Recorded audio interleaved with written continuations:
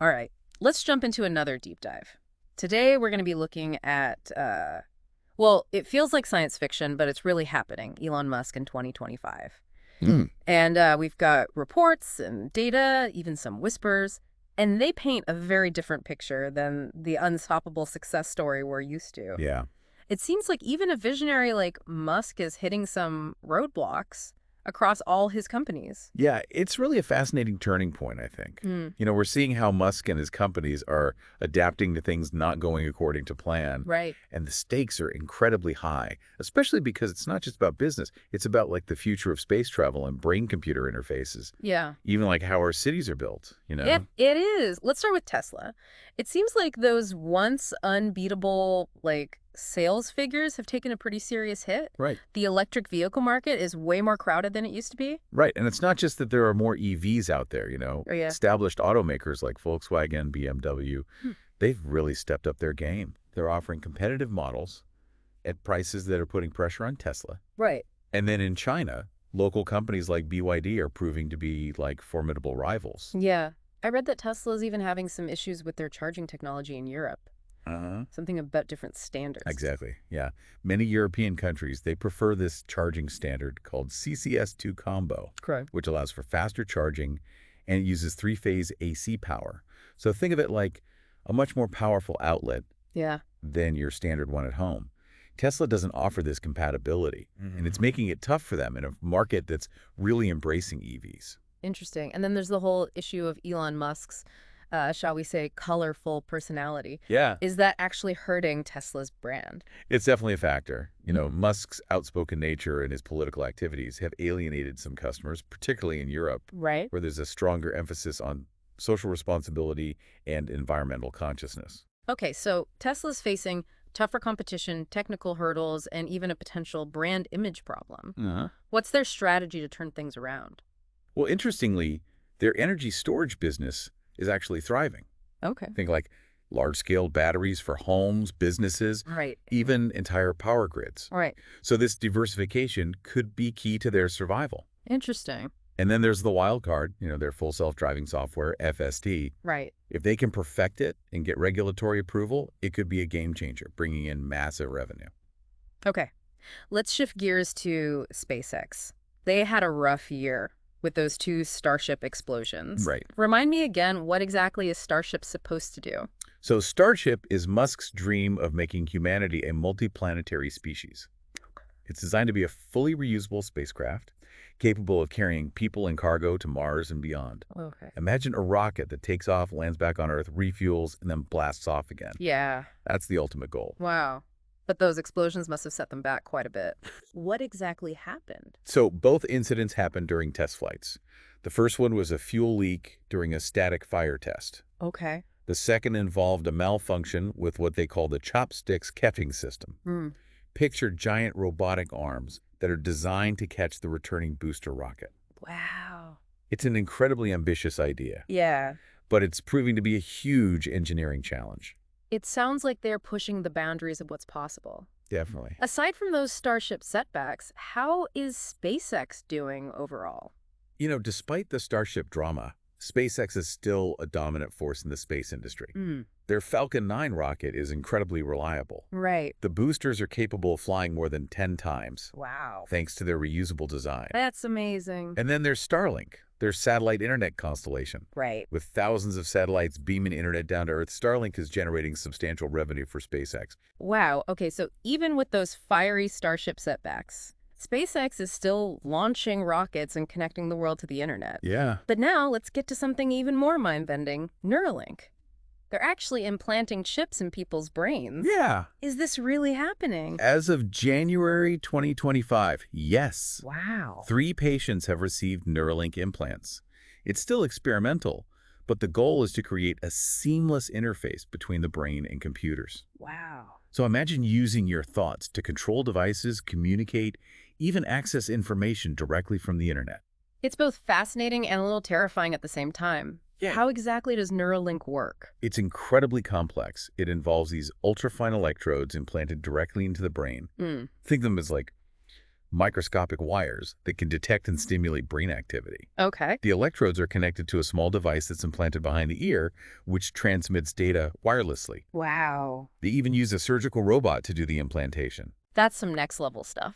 And what are the results so far? Are these brain chips actually doing anything? Yeah, so one patient who was paralyzed from the neck down can now control a computer cursor with their thoughts, Wow. allowing them to play video games and even design software.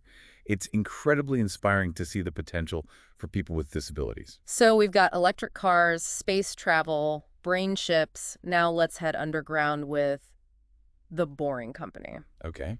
It seems like they're not just digging tunnels anymore. Right. What exactly are they building? So they've evolved from just tunneling to actually developing projects around their transportation systems. Okay. A prime example is this massive housing project in Las Vegas. Mm-hmm. And it's designed to be seamlessly connected to their underground transportation network, the Vegas Loop.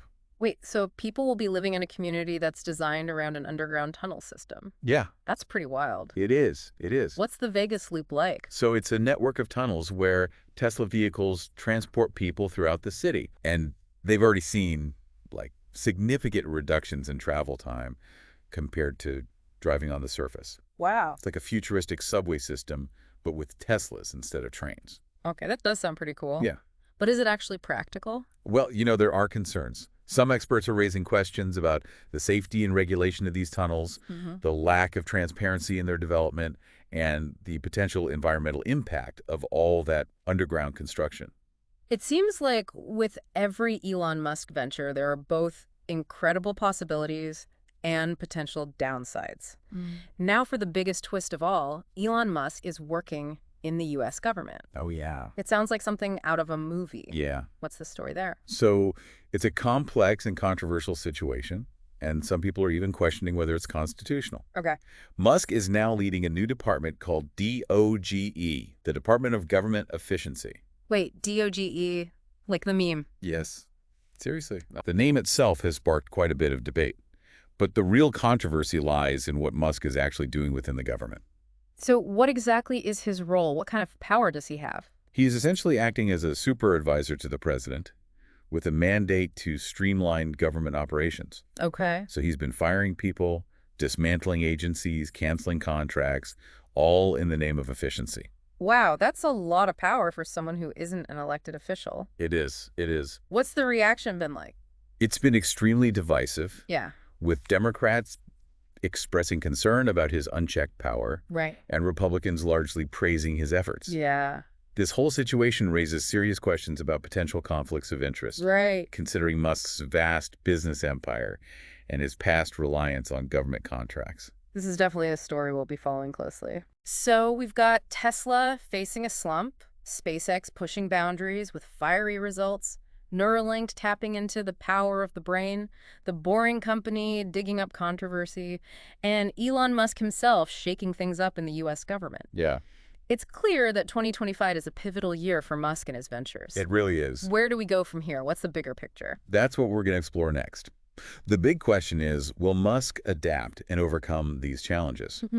Or will his empire start to crumble? Yeah. We're going to delve into the potential futures for each of his companies and analyze the real strategies they're employing to stay ahead of the game. Oh. So stay tuned for part 2, where we unpack Tesla's battle for survival Okay. and SpaceX's relentless pursuit of Mars, We're at. all while navigating the ethical maze of Neuralink Yeah. and the political firestorm surrounding Musk's government role. This is going to be good. All right. We'll be back in just a moment. Welcome back. Last time we left off, we were discussing Tesla's uphill battle Right. in the increasingly competitive EV market. Right. So let's dig into their strategy for navigating these, choppy waters.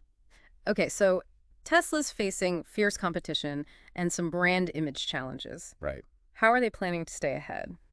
Well, they're actually making some pretty interesting moves. One key area is vertical integration. So they're bringing more of the manufacturing process in-house, Okay. from battery production to even securing their own lithium mines. Wow. So this gives them more control over costs and supply chains, Right. which is crucial in a volatile market. So instead of relying on outside suppliers, they're becoming more self-sufficient? Is that unusual in the auto industry? It's not unheard of, but Tesla's taking it to a whole new level. Yeah. They're betting that this vertical integration will give them a competitive edge in terms of both cost and innovation. That makes sense, especially with all the supply chain disruptions we've seen in recent years. Right. But what about their product line? Are they planning to release any new models to compete with all those shiny new EVs from other brands? They've been surprisingly quiet on that front, actually. Really? Instead of focusing on new models, they're doubling down on improving their existing lineup. Okay. They're investing heavily in software updates and performance upgrades for their current models to make them more attractive to buyers who might be tempted by the competition. It's like they're saying, hey, our cars are already great. We just need to make them even better. Exactly. But what about those charging compatibility issues in Europe? Yeah. Are they addressing that?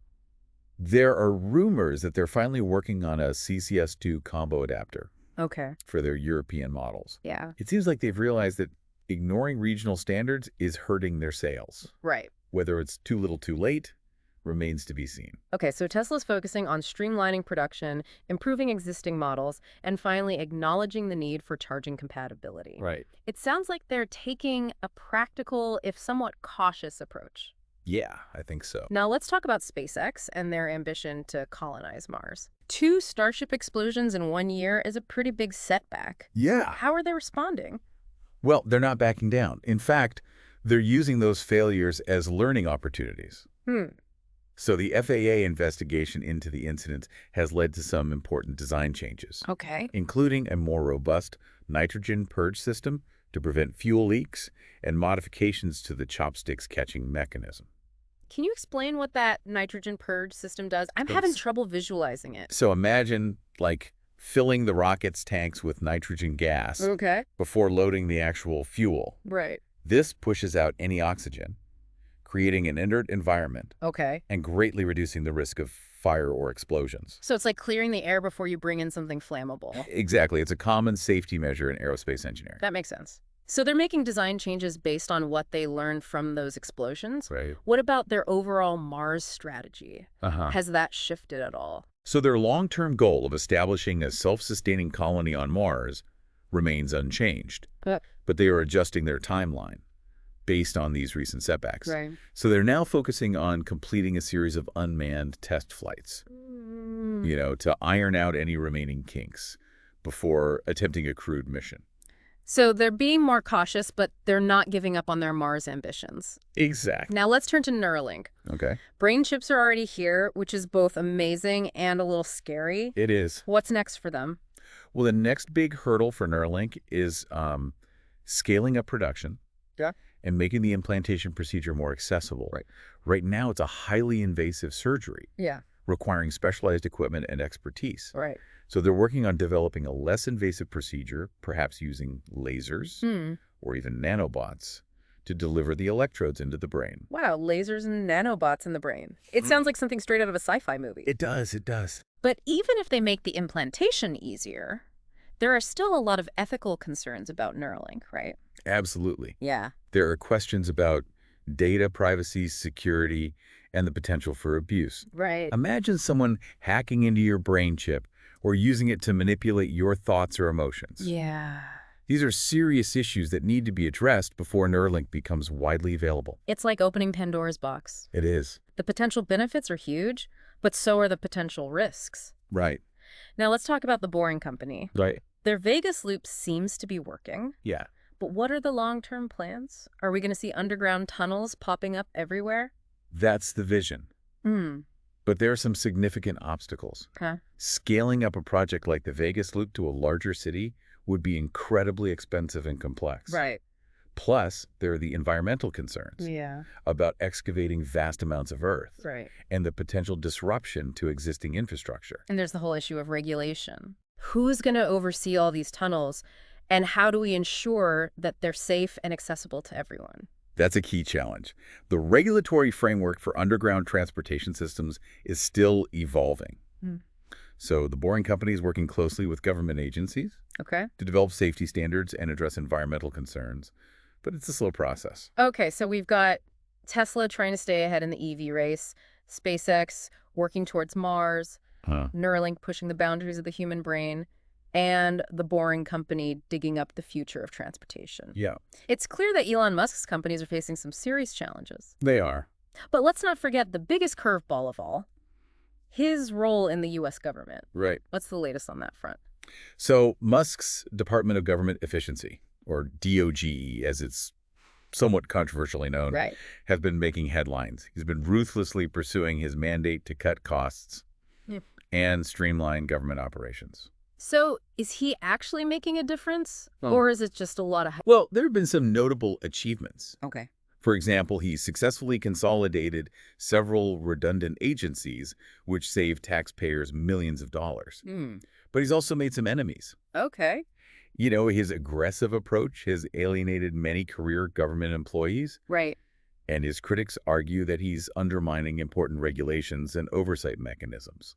It's a classic case of disruption meeting bureaucracy. It is. Some people welcome the shakeup, while others fear the consequences. Right.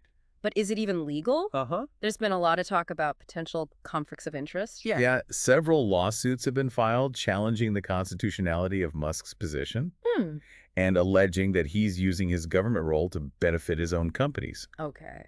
So these legal battles are likely to drag on for months, if not years. So there's a lot of uncertainty surrounding Musk's government role. There is. What's the potential fallout if these lawsuits are successful? Well, if the courts rule against him, it could force him to step down from his position and potentially face fines or other penalties. Right. And it would also be a major blow to his reputation and could even impact the future of DOGE and its initiatives. This is definitely a developing story with high stakes and potential for far-reaching consequences. We'll continue to follow it closely and keep you updated. Okay. But for now, let's zoom out and consider the bigger picture. Okay. What does Elon Musk's current situation tell us about the world we're living in? That's a great question. I think Musk's story in 2025 reflects a world that's grappling with rapid technological advancement, growing economic inequality, and increasing political polarization. His companies are pushing the boundaries of what's possible, but they're also facing pushback from those who fear the consequences of such rapid change. And his government role highlights the growing tension between traditional institutions and the rise of tech-driven solutions. It's like we're at a crossroads trying to figure out how to navigate this uncharted territory. Exactly. And the choices we make now will have a profound impact on the future. Right. Will we embrace innovation and risk disruption? Or will we cling to the familiar and risk being left behind? All right. These are the questions we'll be exploring as we continue our deep dive into the world of Elon Musk. So stay tuned for part 3, where we'll examine the broader implications of Musk's ventures and the potential futures they represent. We'll also delve into the ethical dilemmas surrounding artificial intelligence, space exploration, and human enhancement. And we'll leave you with some thought-provoking questions about the role of technology in shaping our future. That sounds great. All right, we'll be back in just a moment. Welcome back to our deep dive into the world of Elon Musk in 2025. We've covered a lot of ground Tesla's struggles, SpaceX's ambitions, Neuralink's mind-boggling tech, even the Boring Company's underground aspirations. And of course, the whole Elon Musk and the government saga. Right. Which is still unfolding, but now I want to kind of step back and look at the bigger picture. What does it all mean? It is important to consider the long-term implications of all of Musk's ventures. Right. You know, beyond just the headlines and the controversies. What are the potential futures they're shaping? What are the ethical dilemmas they raise? These are questions that I think go to the heart of what it means to be human in the 21st century. Let's start with the idea of colonizing Mars. This is something Musk's been talking about for years. And SpaceX is actively working towards it. But what would it actually mean for humanity to become a multi-planetary species? It's a profound question. It is. On the one hand, it represents the ultimate expression of human exploration and ingenuity. Imagine establishing a new society on a different planet. A chance to start fresh, learn from the mistakes we've made here on Earth. But on the other hand, there are some serious ethical considerations.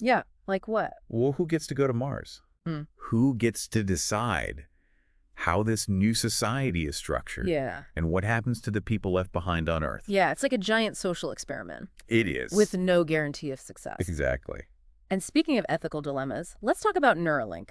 Okay. The idea of merging our minds with machines, I mean, it Yeah. raises a whole host of philosophical and practical questions. It does. What happens to our sense of self, our privacy, our autonomy, Right. when technology becomes so intimately intertwined with our brains? It's a slippery slope. Yeah, I mean, the potential benefits of brain-computer interfaces are undeniable. right. Like what?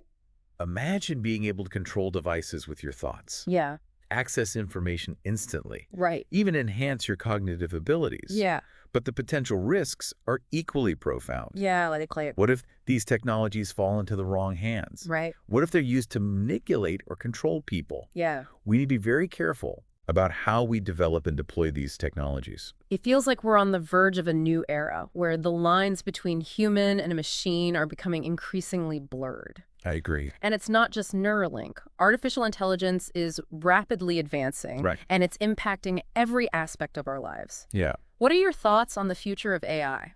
AI is a powerful tool, Yeah. but it's a tool that needs to be used responsibly. Okay. We need to ensure that AI is developed and deployed in a way that benefits humanity, not harms it.